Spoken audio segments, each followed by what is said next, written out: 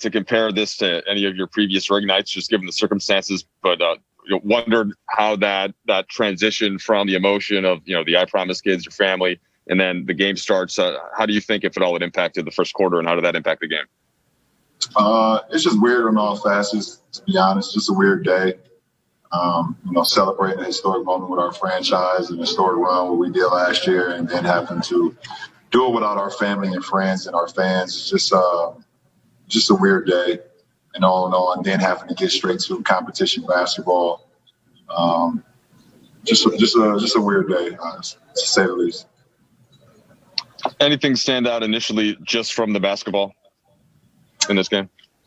Well, obviously, we didn't play to what we wanted to do in the first quarter, and then came out like gangbusters and hit us in the mouth, which was perfectly fine. We was able to withstand that, get back into the game, make a game out of it, and they did a good job of closing the third quarter out and kind of spreading that lead, and we weren't able to get back into the game after that. But this game one, it's the first test for us. We literally been together for 9 days. As a full group, we got some returning guys, but we got a lot of new pieces that's going to play a big role in our success this year. So we look forward to watching the film tomorrow and get better from tonight.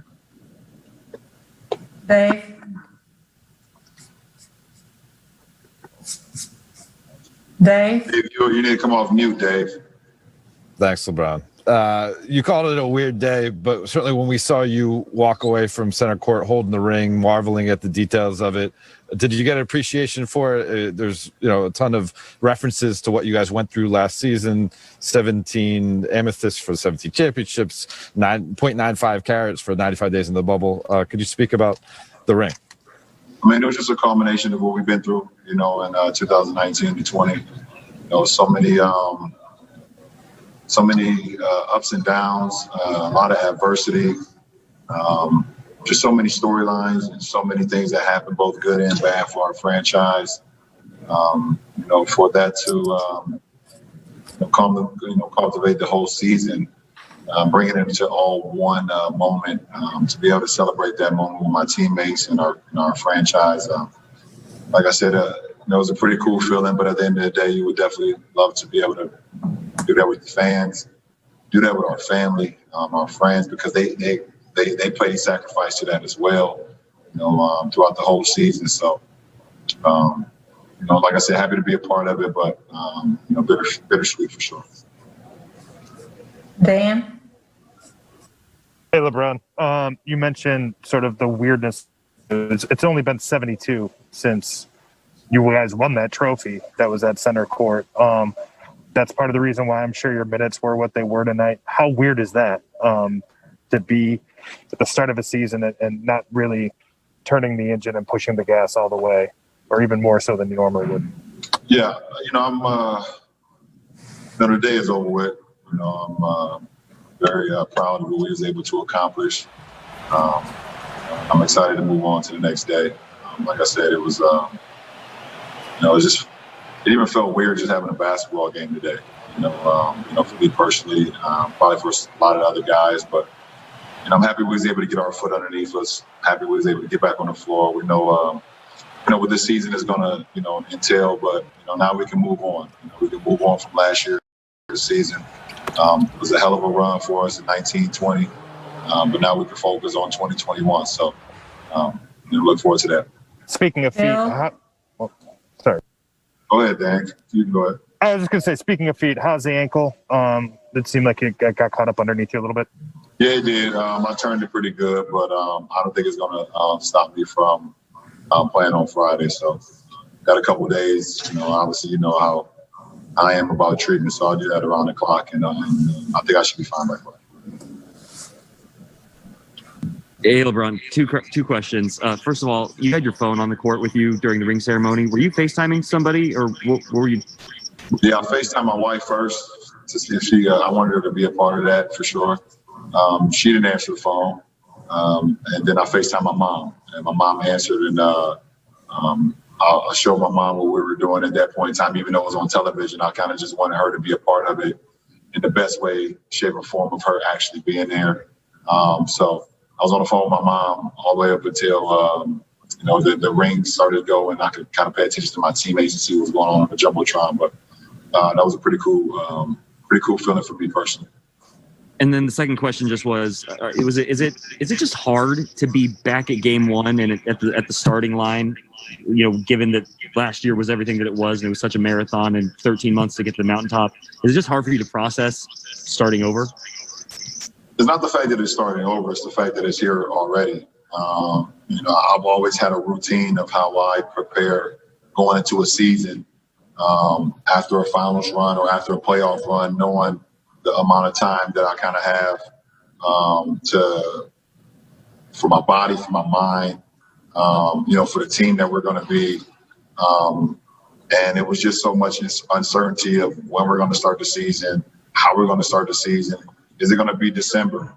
Is it going to be early December? Is it going to be Christmas? Is it going to be January? Is it going to be all these other things? And then boom, December 1st training camp, first game of the season is happening on the 22nd. So it was just a lot. I can't even sit here and lie to you. It was too much to kind of grasp.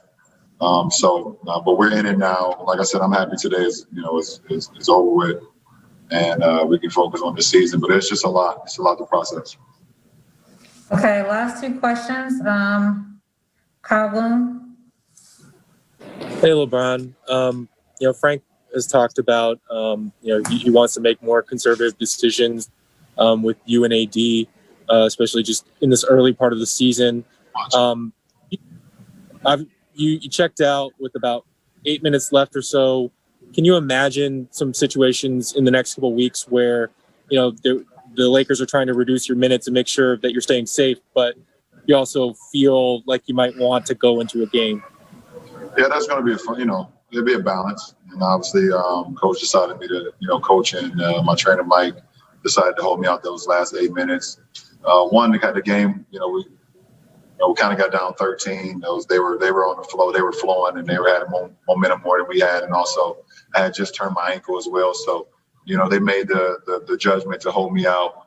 There will be games where there will be a fine line or a well balance of, okay, should I go back in if I'm at that minutes, if I'm high in minutes, or, should I stay out? So now that's what communication is all about between myself and, and coach and Mike as well. So, it's game by game. Last question, Rachel. Hey, LeBron, what are you going to do with your ankle? You've had so many ankle turns over the years. What is your routine to get it ready for Friday? I'll go home and have dinner right now, and I'll ice it, and I'll drink some wine that'll flow right to the ankle. Probably the best recovery I can have. Important.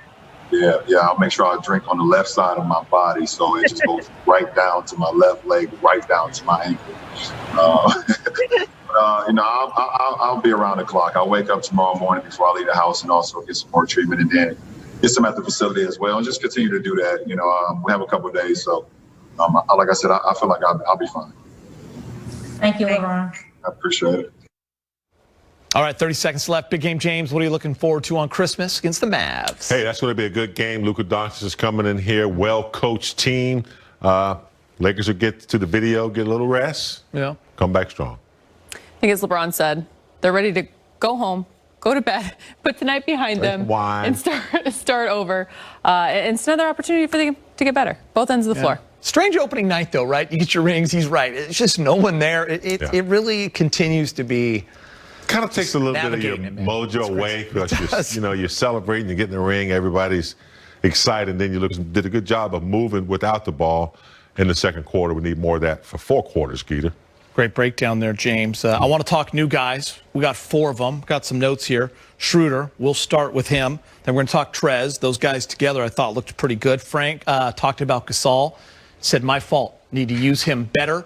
More as a facilitator. We know teams are going to try to extend him, put pressure on him that way, and Wes Matthews is going to find his way. So let's start with Montrezl Harrell and Dennis Schroeder. Loved what I saw from those two guys. Dennis was fast on both ends of the floor. Yep, looked great. I thought there was different moments with him and Trez, with him and Marc Gasol, with him and Anthony Davis in the pick and roll situations, the 1-2 game, the different options in which he can provide you on the floor, being able to knock down the 3 ball. He can do a little bit of everything. But what I've loved about him is, as much as we've talked about him as a scorer, large in part because he was that sixth man of the year runner-up, scoring off the bench a season ago, he was getting after it on the defensive end of the floor. The head of the snake providing that kind of energy. I like that you brought that up. You and I were kind of watching the game, looking back, talking to each other, and he switches at the right time. He communicates. He gets into guys. But I just love his change of pace, James. And I just feel like there's going to be nights, you know, we're talking out there, all of us. He's also a guy, when a team's on a run, he's going to get you a bucket. Yeah. You know? He's going to make them unpredictable. When teams are expecting us to go to LeBron or AD, Shooter has the ability to break you down and get to the cup. He's a shot maker. He hits floaters. He can hit the three. He can also distribute the basketball. So I'll give these guys a few more games to get playing together, and he's going to be a key factor in that offense because of his being unpredictable, and he can make some shots. What did you feel about Trez? Watching Montrez. Amazing. Yeah. 6 or 7 from the field. Only missed 2 free throws. Is it the motor? It's the motor, Geeter, and I think they got to get used to him. He's a diver. Yeah. So when you're looking to pass to him, you should expect him to be diving and get it to him because he's that type of player. He's going to get offensive rebounds. I think he's going to be a huge factor. We don't have the height and shot blockers. I was just going to say, don't have the length. will come from the weak side. Yes, he will. And he can disrupt some shots. So maybe not the height, but the toughness is there. Doesn't have a length we're used to seeing in that role, but he makes up for it. And sometimes it's a part of the second and the third effort that you're not expecting as an offensive player. But the other thing that I liked about him as well is he doesn't need the ball necessarily to play downhill. Yeah. He's going to find a way to get to the rim, but not need the ball in his hands. And so it continues to put pressure on the defense. They're so used to it coming from guys like LeBron and Anthony Davis, but when he can play out of that pick and roll action and continue to put that pressure, it's dominant. It's dynamic. I look for he and Shooter to have the same kind of relationship that Lou Williams and he had when going to the cup, little dish passes. It'll come. I know it's not the debut we all wanted from Marc Gasol. Marc Gasol will probably tell you that same thing. Early foul trouble, never could find a rhythm, wasn't as involved offensively, as Frank said. And like I said, teams defensively are going to try to do some different things with him because he is a little bit older, James, but he still knows how to use his body and he knows how to play. I don't know, I just have too much respect for him to panic yet on Marc Gasol. Oh, no need to panic. He's no pro. Yeah. No, he's an all-star. He's a defensive player of the year, and he still has some basketball left in his motor.